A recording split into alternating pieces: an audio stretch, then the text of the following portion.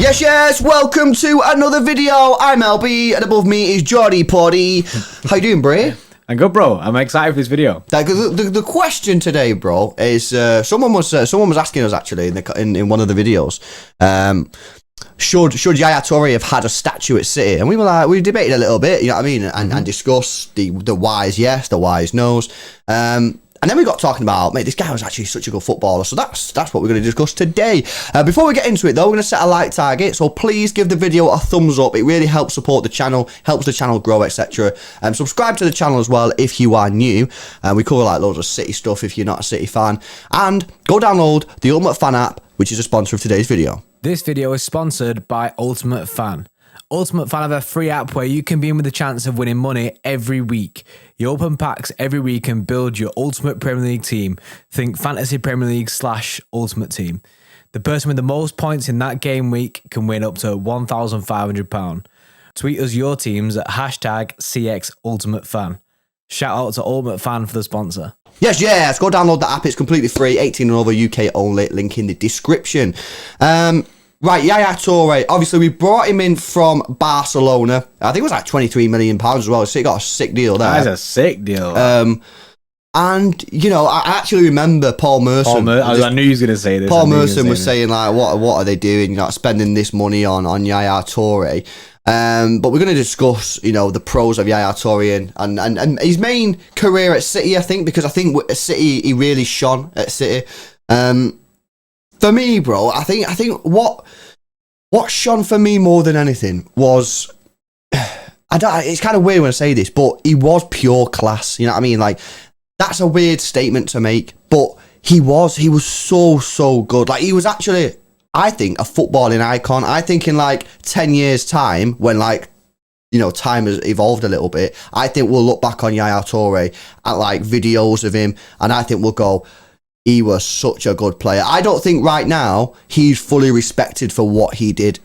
Not just at City, just overall. No, I agree with that. I don't think he's, do you know what I mean? He doesn't have the respect on his name that he deserves, because Yaya Toure is an incredible footballer. And as well, if you go look at Yaya Toure on videos now, it's very hard to see a player that does what he did. Like, it's very hard to see a player that is how big he was with that, do you know what I mean? That power, that energy running forward when he had that pace about him and stuff. And then the shots that he could pull off were unreal from outside the box.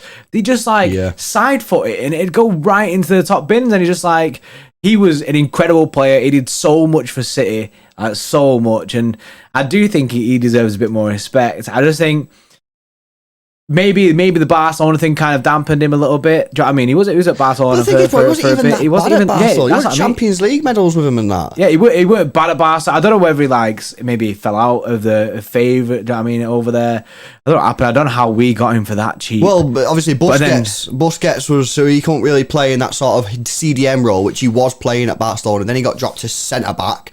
But obviously he wasn't a proper centre back, so we came in and we basically took him from a centre back to this like box to box midfielder, you know what I mean? And it was a mad kind of change from City, and fair play to the managers and the coaching staff at City for identifying his potential.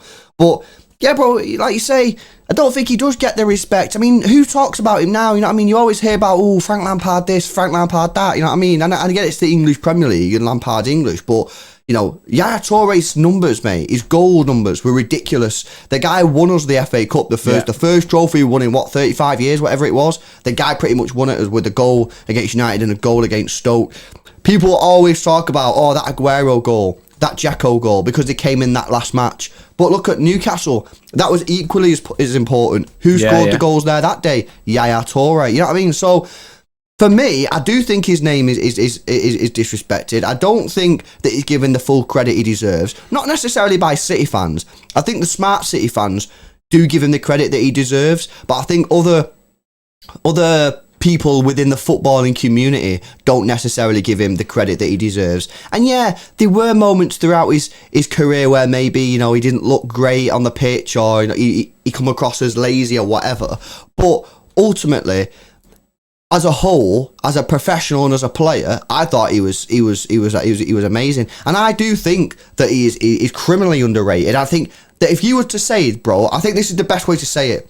If you was to say to any football fan now in the world, if I could give you a prime YAYA Touré and you put them in your team, would you put them in your starting 11?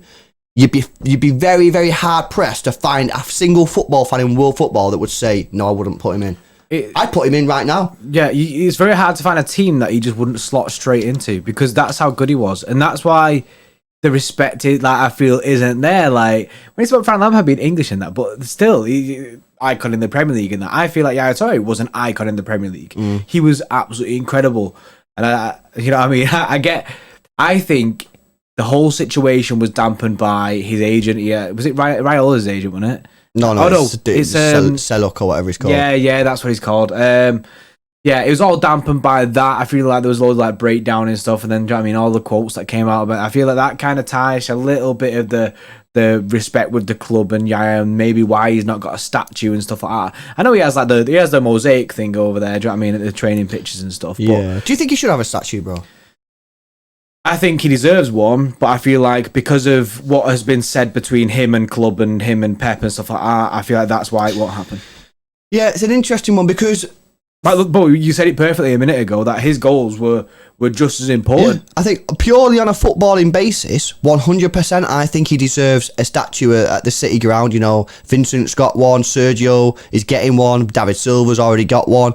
I think that YAYA Touré, on a footballing merit, does deserve one, you know what I mean? And I don't know, I'm interested. Guys, let us know in the comment section. Do you think he deserves one? I know there was a little bit of afters and a little bit of beef, but...